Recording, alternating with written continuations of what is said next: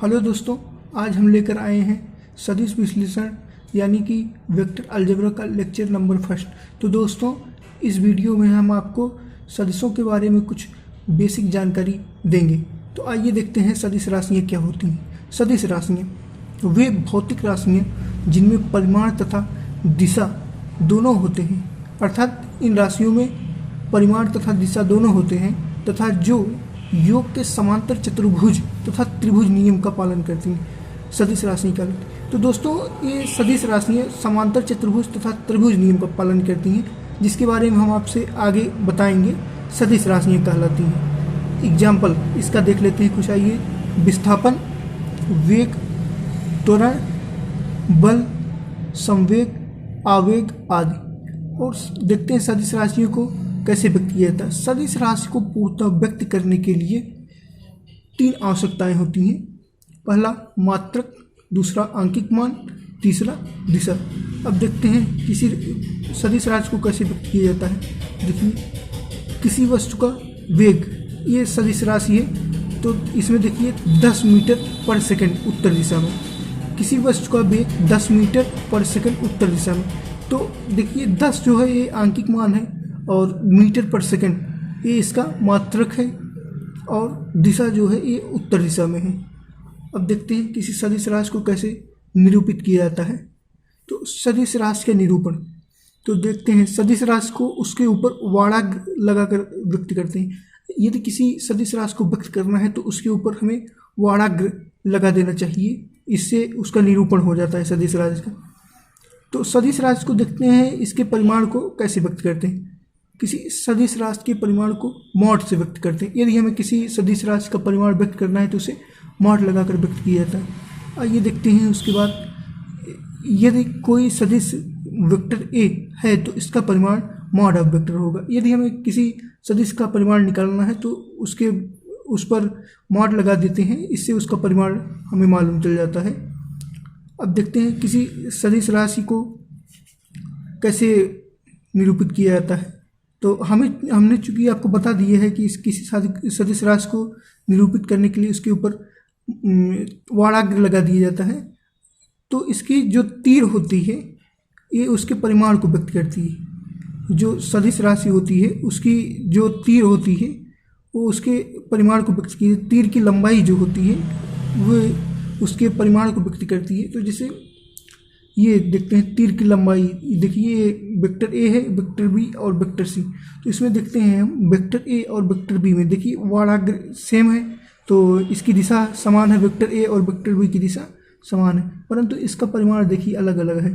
तीर की लंबाई वेक्टर ए में देखिए और तीर की लंबाई वेक्टर बी में देखिए, दोनों अलग अलग है। वेक्टर बी की जो लंबाई है तीर की वो वेक्टर ए से ज़्यादा है। अतः हम निष्कर्ष निकालते हैं कि वेक्टर ए व वेक्टर बी की दिशा समान है। देखिए दिशा समान है परंतु परिमाण भिन्न भिन्न है। परिमाण भिन्न, देखिए ए का सदिश ए का परिमाण सदिश बी के परिमाण से कम है। अब देखते हैं वेक्टर ए व वेक्टर सी में। वेक्टर ए और वेक्टर सी में देखते हैं कि इनका परिमाण समान है। देखिए लंबाई दोनों तीरों की समान है, तो वेक्टर ए व वेक्टर सी का परिमाण समान है। और देखते हैं हम कि इसकी दिशा क्या है। इसकी दिशा देखिए विपरीत है एक दूसरे के। ये इसकी तीर की दिशा इधर है, वाड़ाग्र की दिशा इधर है और इसमें वाड़ाग्र की दिशा इधर है। तो इसमें देखते हैं कि कहते हैं, तो इसमें दिशा दोनों की विपरीत है। आगे चलते हैं।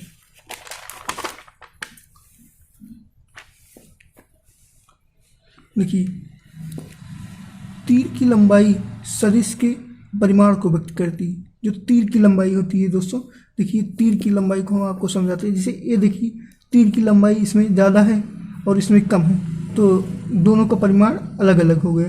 अब देखिए वाड़ाग्र की दिशा, अब देखिए इधर इसको अगर हम इधर से दिखाएं तो देखिए दोनों का क्या कहते हैं दिशा अलग अलग है, दोनों की दिशा भिन्न है। इसकी दिशा इधर है और इसकी दिशा इधर है। यदि कोई वेक्टर ए इसको माने हम और इसको वेक्टर बी माने तो चलिए देखते हैं स्थिति सदिश के बारे में। स्थिति सदिश क्या होता है।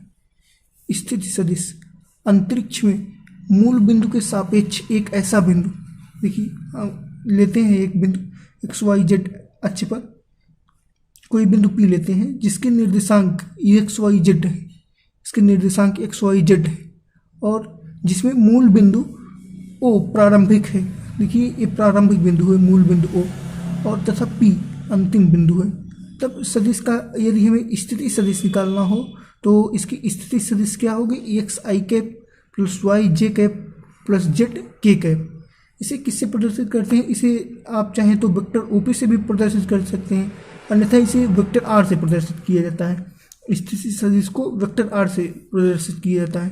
देखिए वेक्टर ओपी का स्थिति सदिश क्या होगा, एक्स आई कैप प्लस वाई जे कैप प्लस जेड के कैप।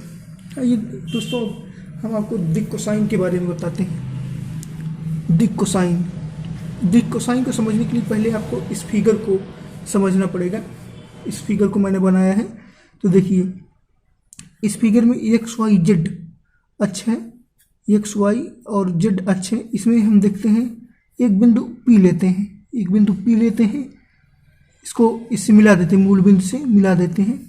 अब देखते हैं हम इसका पहले O लिख लेते हैं, स्थिति सदिश। इसका स्थिति सदिश वेक्टर R होगा। तो अब हम देखते हैं कि ये जो वेक्टर R है ये कितना कोण बनाता है एक्स वाई और जेड अक्ष से। हम देखते हैं कि वेक्टर R जो है एक्स अक्ष से अल्फा कोण बनाता है। ये देखिए ये एक्स अक्ष है इतना, तो ये अल्फा कोण बनाता है, और ये है वाई एच से बीटा कोण बनाता है, और जेड अक्ष से कितना बनाता है, ये देखिए गामा कोण बनाता है। तो हम यहाँ पर लिख सकते हैं कि एक बिंदु P लेते हैं जिसके निर्देशांक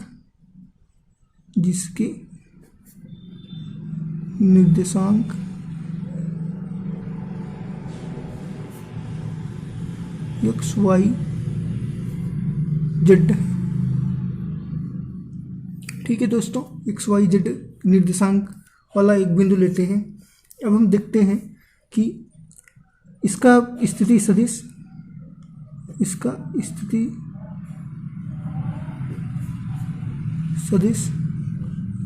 वेक्टर आर है। वेक्टर आर के द्वारा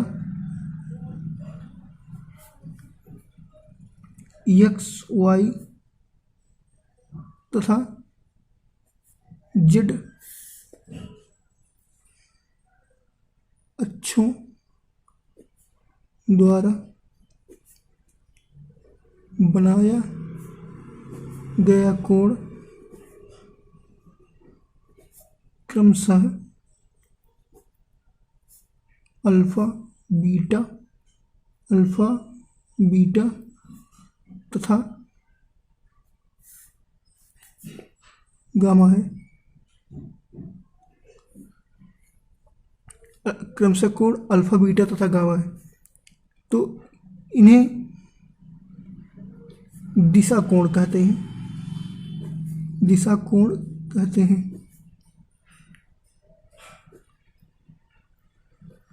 तथा इनके कोसाइन अर्थात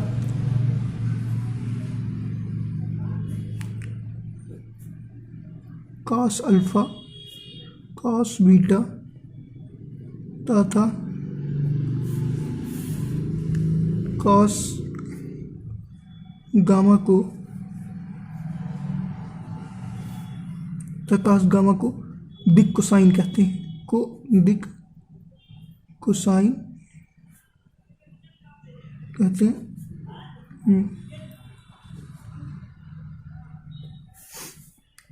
इन्हें अर्थात दिक् कोसाइन को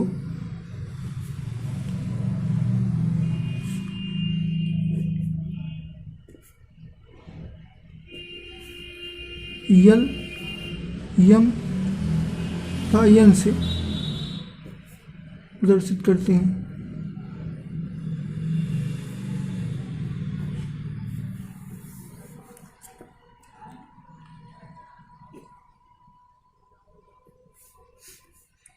अर्थात यहाँ हम लिख सकते हैं यल बराबर कॉस अल्फ़ा, एम बराबर कॉस बीटा तथा एन बराबर कॉस गामा। और हम यहाँ पर देखते हैं कॉस अल्फ़ा की जगह हम क्या लिख सकते हैं, कॉस अल्फ़ा। तो इसके लिए हम फिर से फिगर देखना पड़ेगा। कॉस अल्फ़ा में देखिए क्या लिख सकते हैं, ये देखिए ये समकोण त्रिभुज है, त्रिभुज आइए देखते हैं ए ओ पी में, ओ ए पी में आइए देखते हैं त्रिभुज ओ ए पी में, त्रिभुज यहाँ पर लिख सकते हैं त्रिभुज ओ ए पी में। देखते हैं कॉस अल्फ़ा क्या होता है। कॉस अल्फ़ा यहाँ पर होगा x बटे आधार बटे कर्ण, x बटे r। तो हम यहाँ पर लिख सकते हैं x बटे r। और यहाँ पर कॉस बीटा इसी प्रकार से cos gamma, cos beta cos gamma को हम लिख सकते हैं y बटे r, कॉस गामा को z बटे r। और इसमें हम त्रिभुज देख लेते हैं कौन सा त्रिभुज है। तो देखते हैं कॉस बीटा किस त्रिभुज में है। ये त्रिभुज है त्रिभुज ओ बी पी, त्रिभुज ओ बी पी यहाँ पर लिख सकते हैं त्रिभुज ओ बी पी में। और हम देखते हैं एक त्रिभुज और है जिसमें त्रिभुज है ओ सी पी, त्रिभुज ओ सी पी में, त्रिभुज ओ सी पी में हम देखते हैं जेड बटे आर, त्रिभुज ओ सी पी में। तो एक कॉस अल्फ़ा और कॉस बीटा और कॉस गामा के मान है। ठीक है दोस्तों, तो अगले वीडियो में हम आपसे दिक् अनुपात के बारे में चर्चा करते हैं। तो इस वीडियो को ख़त्म करते हैं यहीं पर, अगले वीडियो में आपसे मुलाकात होगी। धन्यवाद दोस्तों।